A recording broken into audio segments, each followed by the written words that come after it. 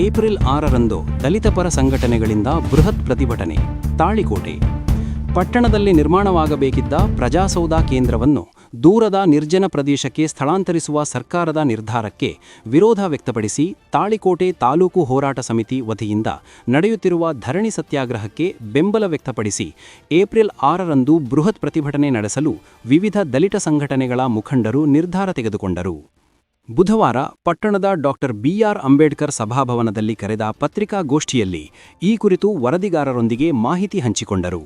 ಪತ್ರಿಕಾಗೋಷ್ಠಿಯನ್ನು ಉದ್ದೇಶಿಸಿ ದಲಿತ ಮುಖಂಡರಾದ ದೇವೇಂದ್ರ ಹಾದಿಮನಿ, ಮಹೇಶ ಚಲವಾದಿ ಹಾಗೂ ಸಿದ್ದು ಬಾರಿಗೆಡದ ಅವರು ಮಾತನಾಡಿ, ಪಟ್ಟಣದಲ್ಲಿ ಆರಂಭಗೊಂಡಿರುವ ಅನಿರ್ದಿಷ್ಟಾವಧಿ ಧರಣಿ ಸತ್ಯಾಗ್ರಹಕ್ಕೆ ಇಂದು 36 ದಿನಗಳು ಪೂರ್ಣಗೊಂಡಿವೆ. ಪ್ರಜಾಸೌಧವನ್ನು ಪಟ್ಟಣದಿಂದ ಸುಮಾರು 4-5 ಕಿಲೋಮೀಟರ್ ದೂರದಲ್ಲಿರುವ ಮೈಲೇಶ್ವರ ಗ್ರಾಮದ ಸಮೀಪದ ನಿರ್ಜನ ಪ್ರದೇಶದಲ್ಲಿ ನಿರ್ಮಾಣಕ್ಕೆ ಸ್ಥಳ ನಿಗದಿಪಡಿಸಿರುವುದು ಸಾರ್ವಜನಿಕರಿಗೆ, ವಿಶೇಷವಾಗಿ ರೈತರು ಮತ್ತು ವೃದ್ಧರಿಗೆ ತೀವ್ರ ಅನಾನುಕೂಲ ಉಂಟುಮಾಡಲಿದೆ.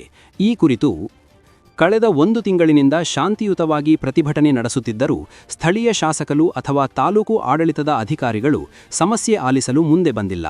ಇದರಿಂದ ಜನರಲ್ಲಿ ಅಸಮಾಧಾನ ಹೆಚ್ಚಾಗಿದೆ ಎಂದು ಅವರು ತಿಳಿಸಿದರು. ಸರ್ಕಾರ ಕೂಡಲೇ ಎಚ್ಚೆತ್ತುಕೊಂಡು ದೂರದ ಸ್ಥಳದ ನಿರ್ಧಾರವನ್ನು ಹಿಂತೆಗೆದು ಪಟ್ಟಣದ ವ್ಯಾಪ್ತಿಯಲ್ಲೇ ಪ್ರಜಾಸೌಧ ಕೇಂದ್ರವನ್ನು ನಿರ್ಮಿಸಬೇಕು ಎಂದು ಆಗ್ರಹಿಸಿದರು. ಏಪ್ರಿಲ್ 6ರಂದು ಶಾಸಕರ ಹಾಗೂ ಅಧಿಕಾರಿಗಳ ಈ ಕೆಟ್ಟ ಧೋರಣೆಯನ್ನು ವಿರೋಧಿಸಿ ಪಟ್ಟಣದ ಪ್ರಮುಖ ಬೀದಿಗಳಲ್ಲಿ ಬೃಹತ್ ಪ್ರತಿಭಟನೆಯನ್ನು ನಡೆಸಿ ಶ್ರೀ ಬಸವೇಶ್ವರ ವೃತ್ತದ ಹತ್ತಿರದ ರಸ್ತೆಯಲ್ಲಿ 2-3 ಗಂಟೆಗಳ ಕಾಲ ಬೃಹತ್ ರಸ್ತೆ ತಡೆ, ರಾಸ್ತಾ ರೋಕೋ ನಡೆಸಲಾಗುವುದು. ವಿವಿಧ ದಲಿತ ಪರ ಸಂಘಟನೆಗಳ ನೇತೃತ್ವ ಹಾಗೂ ಸಾರ್ವಜನಿಕರ ಸಹಕಾರದೊಂದಿಗೆ ನಡೆಯಲಿರುವ ಈ ಬೃಹತ್ ಪ್ರತಿಭಟನಾ ಮೆರವಣಿಗೆಗೆ ಎಲ್ಲರೂ ಸಹಕರಿಸಬೇಕು ಎಂದು ಕೇಳಿಕೊಂಡರು. ಪತ್ರಿಕಾಗೋಷ್ಠಿಯಲ್ಲಿ ವಿವಿಧ ದಲಿತಪರ ಸಂಘಟನೆಗಳ ಒಕ್ಕೂಟದ ಗೌರವ ಅಧ್ಯಕ್ಷ ಎಸ್.ಬಿ. ಕಟ್ಟಿಮನಿ, ಒಕ್ಕೂಟದ ಅಧ್ಯಕ್ಷ ಮುತ್ತಪ್ಪ ಚಮಲಾಪುರ, ಮುಖಂಡರಾದ ರಾಮಣ್ಣ ಕಟ್ಟಿಮನಿ, ಸಂಜು ಬರದೇನಾಳ್, ನಾಗೇಶ ಕಟ್ಟಿಮನಿ, ಜಿಲ್ಲಾ ಸಂಚಾಲಕರು ವಿಜಯಪುರ, ಮಾಂತೇಶ ಕಟ್ಟಿಮನಿ, ದೇವು ಗೊಟಗುಣತಿ, ಭೀಮರಾಜ ರತ್ನಕ, ಚಂದ್ರಶೇಖರ ಹಾದಿಮನಿ, ಬಾಬು ರಾಂಪುರ ಮಿಣಜಗಿ, ನಿಂಗಪ್ಪ ಹೊನ್ನಳ್ಳಿ, ನಿಂಗಪ್ಪ ತಾಳಿಕೋಟಿ, ಮುನ್ನಾ ಹುಣ್ಶ್ಯಾಳ, ರಾಮಪ್ಪ ತಾಳಿಕೋಟಿ, ಸಿದ್ದಪ್ಪ ಹೊಸಮನಿ, ಹುಳ್ಳೆಪ್ಪ ತಾಳಿಕೋಟಿ ಸೇರಿದಂತೆ ಹಲವರು ಉಪಸ್ಥಿತರಿದ್ದರು.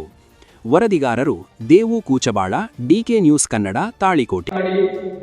ತಾಳಿಕೋಟೆಯ ಎಲ್ಲ ತಾಲೂಕಿನ ಎಲ್ಲ ಸಮುದಾಯದ ವೃದ್ಧರಿಗೂ, ಮಹಿಳೆಯರಿಗೂ, ವಿದ್ಯಾರ್ಥಿನಿಯರಿಗೆ, ರೈತರಿಗೆ ಮತ್ತು ಸಂಘಟನೆಗಳಿಗೆ ಅನಾನುಕೂಲವಾಗುವಂತಹ ಒಂದು ಸ್ಥಳವನ್ನ ಈಗಾಗಲೇ ಪ್ರಜಾಸೌಧ ಕಟ್ಟಡಕ್ಕಾಗಿ ಏನು ನಿಗದಿಪಡಿಸಿದರೆ ಆ ಜಾಗ ಸ್ಥಳ ಒಂದು ಸೂಕ್ತವಲ್ಲ.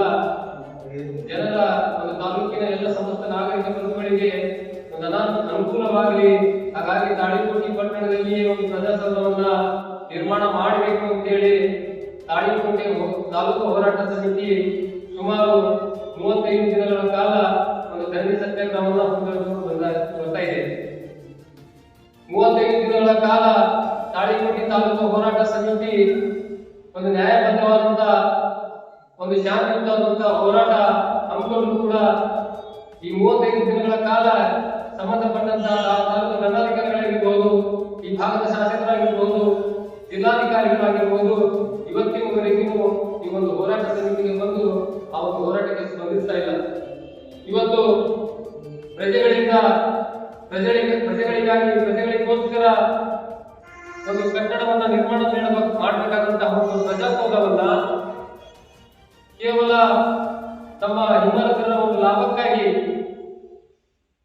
ದೂರದಲ್ಲಿರ್ತಕ್ಕಂಥ ಒಂದು ಪ್ರಜಾಸೌಧವನ್ನ ನಿರ್ಮಾಣ ಮಾಡಿ ತಾಳಿಕೋಟೆ ತಾಲೂಕಿನ ಜನತೆಗೆ ಒಂದು ಅನ್ಯಾಯವನ್ನು ಒದಗಿಸ್ತಾ ಇದ್ದಾರೆ ಭಾಗದ ಶಾಸಕರು.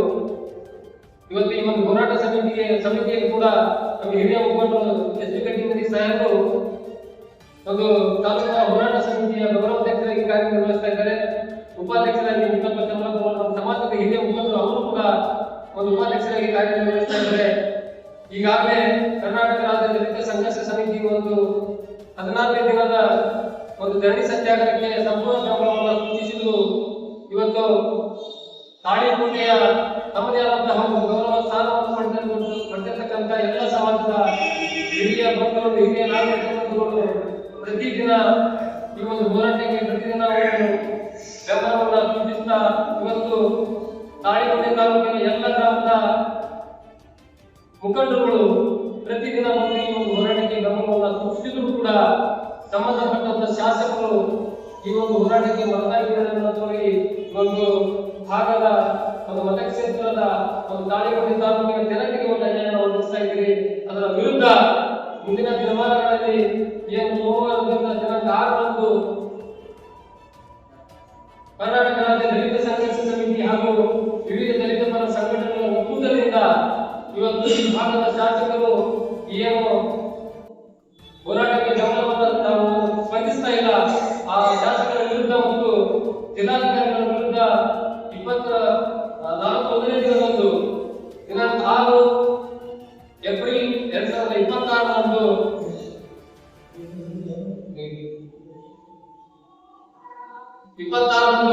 ತಾಳಿಕೋಟೆಯ ಎಲ್ಲ ಭಾಗದ ದಲಿತ ಸಮುದಾಯದ ಎಲ್ಲ ಮುಖಂಡರುಗಳು ಹಾಗೂ ಕರ್ನಾಟಕ ರಾಜ್ಯ ದಲಿತ ಸಂಘರ್ಷ ಸಮಿತಿಯ ಎಲ್ಲ ಗ್ರಾಮ ಶಾಖೆಯ ಪದಾಧಿಕಾರಿಗಳು ಇನ್ನು ಬೇರೆ ಬೇರೆ ಸಮಾಜದ ಎಲ್ಲ ಮುಖಂಡರು ಕೂಡ ಒಗ್ಗೂಡಿ ಅವತ್ತು ಸೋಮವಾರದಿಂದ ತಾಳಿಕೋಟೆ ಪಟ್ಟಣದ ಪ್ರಮುಖ ಬೀದಿಗಳಲ್ಲಿ ಒಂದು ಬೃಹತ್ ಪ್ರತಿಭಟನಾ ರ್ಯಾಲಿ ಮುಖಾಂತರ ವಿಜಯಪುರ ಸರ್ಕಲ್ನಲ್ಲಿ ಬಸವೇಶ್ವರ ವೃತ್ತದ ಬಳಿ ಸುಮಾರು 3 ರಿಂದ 4 ಗಂಟೆಗಳ ಕಾಲ ಒಂದು ರಸ್ತೆ ರೋಧವನ್ನು ಮಾಡಿ ಒಂದು ಶಾಸಕರು ಸಂಬಂಧಪಟ್ಟಂತ ಜಿಲ್ಲಾಧಿಕಾರಿಗಳ ವಿರುದ್ಧ ನಾವು ಒಂದು ಪ್ರತಿಭಟನೆಯನ್ನು ಹಮ್ಮಿಕೊಳ್ಳಬೇಕಂತ ಹಿರಿಯರ ಸಮ್ಮುಖದಲ್ಲಿ ನಾವು ಚರ್ಚೆಯನ್ನು ಮಾಡ್ತಿದ್ದೀವಿ.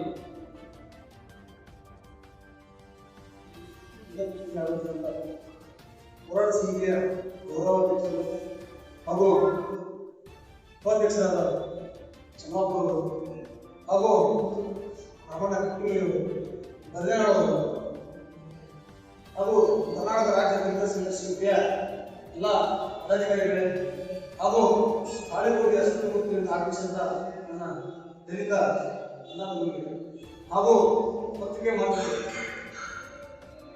ಇಂದು ಸುಮಾರು 36 ದಿವಸ ತಾಳಿಕೋಟೆಯಲ್ಲಿ ಸತ್ಯಾಗ್ರಹ ಹೋರಾಟ ನಡೆದು ಸಹಿತ ಒಂದು ಒಳ್ಳೆಯ ರೀತಿ ಶಾಂತಿಯಿಂದ ಹೋರಾಟ 36 ದಿನ ದಕ್ಷಿಣ ಕೂಡ ಈ ಜಿಲ್ಲೆಯ ಉಸ್ತುವಾರಿ ಸಚಿವರು ಹಾಗೂ ಈ ಭಾಗದ ಶಾಸಕರು ಹಾಗೂ ಜಿಲ್ಲಾಧಿಕಾರಿಗಳು ಮತ್ತೆ ಪ್ರವೇಶಿಸಿ